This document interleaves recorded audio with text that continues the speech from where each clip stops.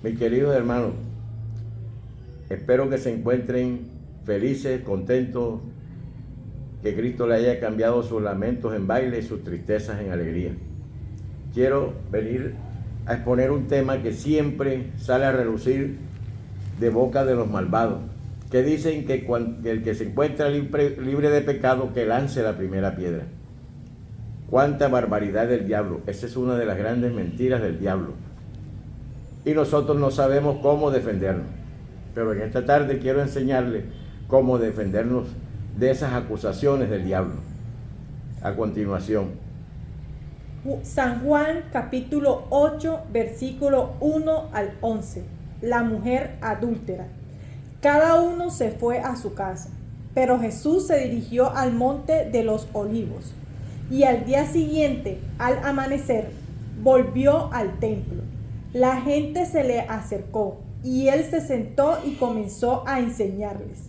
Los maestros de la ley y los fariseos llevaron entonces a una mujer a la que habían sorprendido cometiendo adulterio.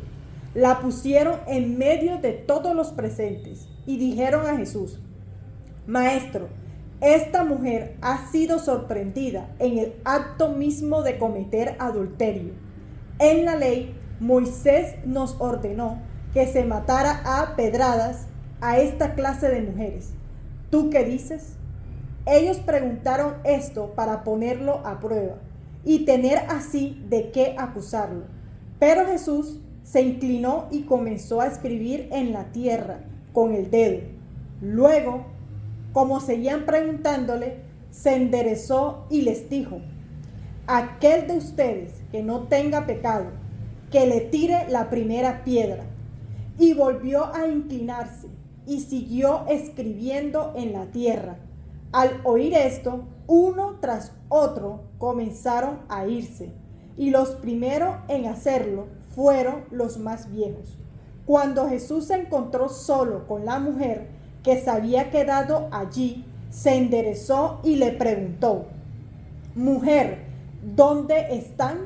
¿Ninguno te ha condenado? Ella le contestó: Ninguno, Señor. Jesús le dijo: Tampoco yo te condeno. Ahora vete y no vuelvas a pecar. Miren que el Señor es claro en eso. El Señor estaba allí esperando a la mujer. Así sucede con nosotros. Cristo siempre tiene los brazos abiertos para recibirnos, para encontrarse con nosotros. Unos llegamos porque decidimos hacerlo. Otros llegamos porque las circunstancias, los problemas, las dificultades nos llevan a su presencia y nos confrontan con Él. Otros porque los malvados nos llevan a buscar a Cristo para que nos defienda. Pero miren lo bonito que siempre iba a estar allí. Mira lo de esa mujer. Jesús le dice, y aquí es donde quiero ser más claro, del que se encuentre limpio de pecado, que lance la primera piedra, porque es que era que Jesús los conocía, sabía que ellos no eran hijos de Dios los que la acusaban, y que la única forma de perdonar pecados era Cristo, de ser salvos, de limpiarnos de los pecados. Entonces, cuando un malvado nos dice que el que se encuentre limpio de pecado, que lance la primera piedra, sí, yo tengo algo que cuando tropiezo, cuando tengo una debilidad humana, inmediatamente me arrepiento y quedo libre sin ningún tipo de pecado. Porque la palabra de Dios dice que por muy rojo púrpura que sean nuestros pecados, Él los dejará tan blancos como la nieve. Entonces, mis queridos hermanos, no nos pongamos a prestarle atención a lo que los malvados hablan, lo que los malvados dicen. Nosotros vamos a creer en lo que Cristo dice y lo que Cristo nos ofrece. Mira, a esa mujer la llevaron allí para ser condenada. Y Jesús les dijo a ellos: el que se encuentre limpio de pecado, que lance la primera piedra. ¿Por qué lo decía? Porque sabía que no eran hijos de Dios. Todos eran culpables. Y van tirando las piedras uno a uno. Primero los más viejos, porque eran los más malvados, los más pecadores, porque durante tanto tiempo que estuvieron vivos aquí en la tierra, solo se dedicaron a hacer maldad. Por eso fue que fueron tirando las piedras. Pero la cosa más maravillosa viene ahora, que es donde Jesús le dice a ella que quién la condena. Porque Jesús sabía que el único que podía condenar era Él. Y cuando ella le dice: ninguno, Señor, dice: yo tampoco. Allí es cuando se produce la verdadera gracia. Pero le hace una advertencia: vete y no peques más. El error grave de ella fue el siguiente: fue haberse ido y no haberle seguido. Así nos pasa a muchos de nosotros. Dios nos hace una liberación, Dios nos bendice, Dios nos saca de las dificultades. Pero cuando ya salimos de las dificultades, nos apartamos de Cristo, inmediatamente somos sentenciados de nuevo. Pero tenemos que tener algo bien claro: que Cristo no va a volver a estarnos esperando a perder su tiempo por alguien que no le quiere, que no le desea buscar de verdad. Ella se fue. ¿Y qué sucedería con ella? Pues lo que tenía que sucederle: que el que no sigue a Cristo se pierde. Les aseguro a ustedes, en el nombre de Cristo Jesús, con toda certeza, que esa mujer se perdió. Porque en la santa palabra de Dios nos dice que ella le siguió, como nos habla de María Magdalena.